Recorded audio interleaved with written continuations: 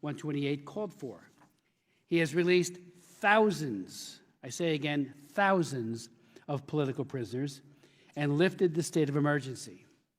But he's also reached out to the diaspora community, catalyzed an end to the schism that had plagued the Ethiopian Orthodox Church, and initiated an historic peace deal between Ethiopia and Eritrea this past July.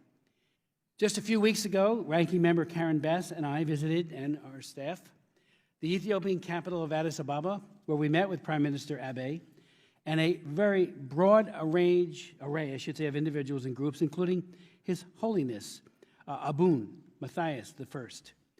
One impression I had was a profound feeling of change and optimism, the likes of which I have not seen in Ethiopia ever.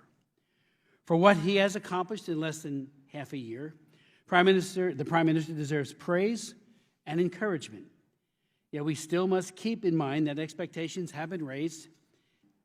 Thank you for the invitation to testify today on U.S. national interests and recent developments in Ethiopia.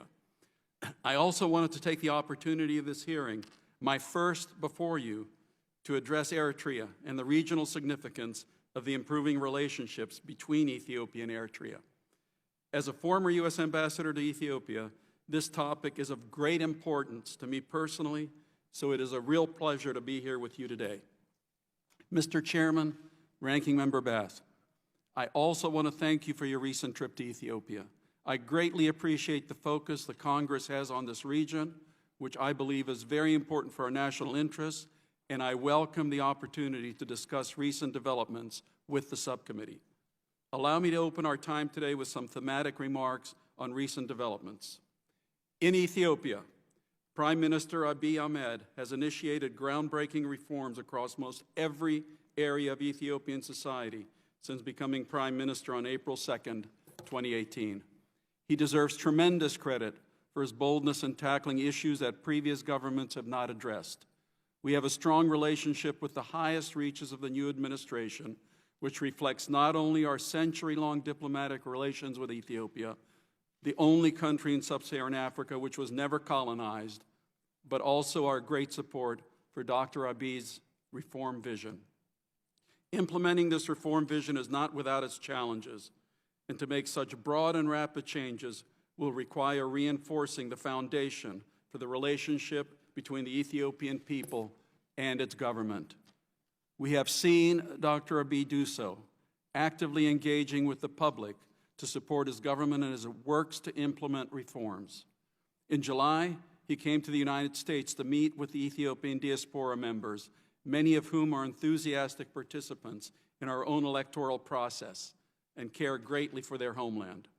Dr. Abiy has also taken dramatic steps to end the former government's repression of civil liberties, inviting a diversity of voices, including many who were previously criminalized, to participate in Ethiopia's future. Yet, strengthening institutions, setting the economy on a firm footing, and restoring stability to areas facing humanitarian disaster and ethnic conflict will not be done overnight. The expectations of the Ethiopian people are also incredibly high, and many of them are young.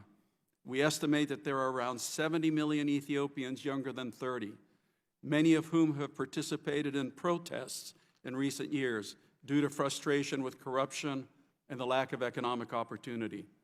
The Ethiopian government has openly sought partnership with the United States to achieve its ambitious reform plans.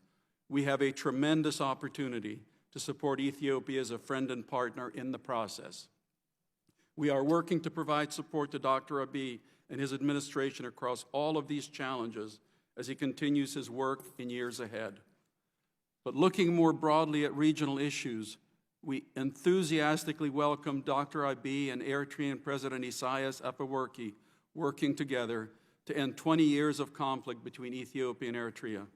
There is still much work to do to repair the consequences of the conflict for the peoples of both countries, especially in border regions.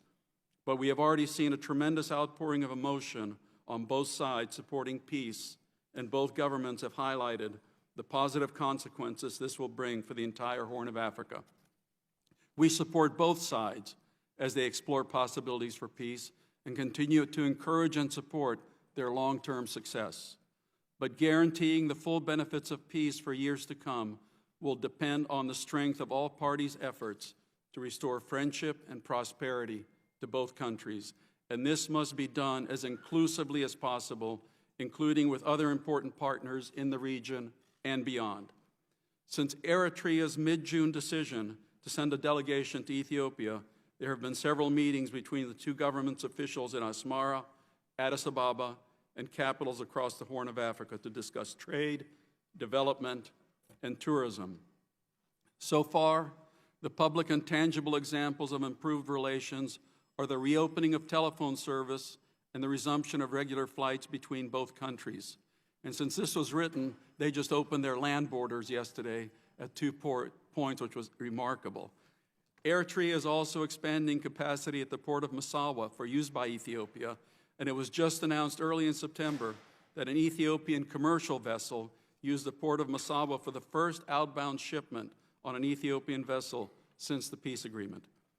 We anticipate that these and other steps will create the potential for greater development and people-to-people ties on both sides of the border.